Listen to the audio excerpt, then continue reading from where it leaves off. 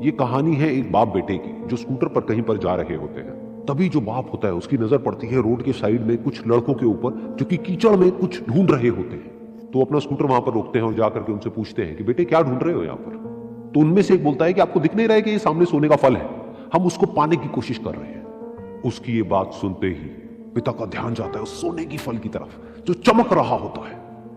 फिर उनके माइंड में कुछ इमेजिनेशंस बनने लग जाती हैं कि काश ये जो फल है ये मेरे बेटे के पास में आ जाए तो ना सिर्फ उसकी बल्कि मेरी भी जिंदगी बदल जाएगी। तो बिना सोचे समझे अपने बेटे को धक्का मार देते हैं उस कीचड़ में और बोलते हैं कि तुझे किसी भी कीमत पर वो फल लेकर के आना है। लेकिन बेटे को वो फल नहीं चाहिए होता है, उसके अपने कुछ और ही सपने होते हैं। वो बहुत कोशिश करता है अपने पिता को ये समझाने की कि मेरी खुशी इस फल में नहीं है, मेरी खुशी कहीं और है, मेरे सपने कुछ और है।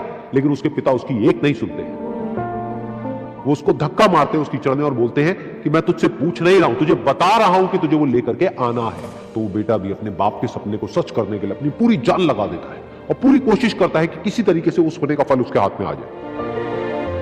लेकिन जैसे जैसे वो हाथ पैर मारता है उस फल को पकड़ने के लिए, वो और नीचे धंसने लग जाता है और फिर जाकर के उसको समझ आता है कि ये कीचड़ नहीं है, ये दलदल है। वो चीखता है, चिल्लाता है, अपने पिता को आवाज लगाता है, लेकिन उसके पिता उसकी एक नहीं सुनते। बोलते हैं कि बहाने मत बना, और भी लोग हैं वहां पर जो कर रहे हैं, तो जब वो कर सकते हैं तो तू क्यों नहीं कर सकता। तो एक बार वो फिर से कोशिश करता है और अपनी पूरी जान लगा देता है, लेकिन उसके बाद भी उसके हाथ में कुछ नहीं आता है और वो धीरे धीरे नीचे धंसता चला जाता है और मर जाता है। तब जाकर के उसके पिता को एहसास होता है कि उससे कितनी बड़ी गलती हो गई। वो वहीं बैठ करके रो रहा होता है, चीख रहा होता है, चिल्ला रहा होता है। तभी वहां पर एक साधु आता है और वो साधु उस आदमी से पूछता है कि तुम क्यों रो रहे हो। फिर वो आदमी उस सोने के फल की तरफ इशारा करते हुए उस साधु को अपनी पूरी बात बताता है और बोलता है कि इसमें मेरी क्या गलती है, मैंने तो जो कुछ भी किया अपने बेटे की खुशी के लिए किया।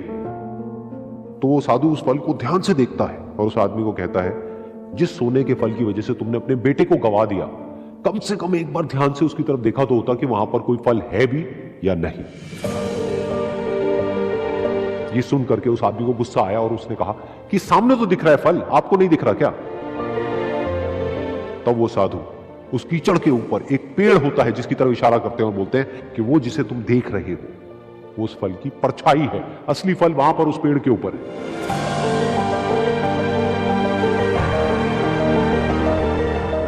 फिर वो साधु उस आदमी को बोला कि अपने बेटे को जबरदस्ती धक्का देने की बजाय और उसको बताने की बजाय कि तेरी खुशी किसमें है, अगर तुमने उससे पूछा होता कि बेटा तू बता तू क्या करना चाहता है और तेरी खुशी किसमें है, तो ना सिर्फ तुम्हारा बेटा जिंदा होता बल्कि हो सकता है कि उसके हाथ में वो असली सोने का फल भी होता।